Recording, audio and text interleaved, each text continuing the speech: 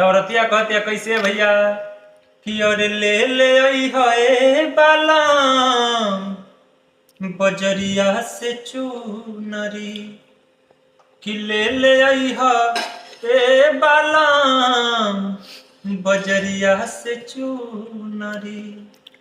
अरे कि न तारा सादे हम हूँ दिखाई दे। अरे कि न तारा साई दे हम हूँ दिखाई दे। अरे हई से जरिया पे अंगूरी ले ले आई है राजा बजरिया से चूनरी।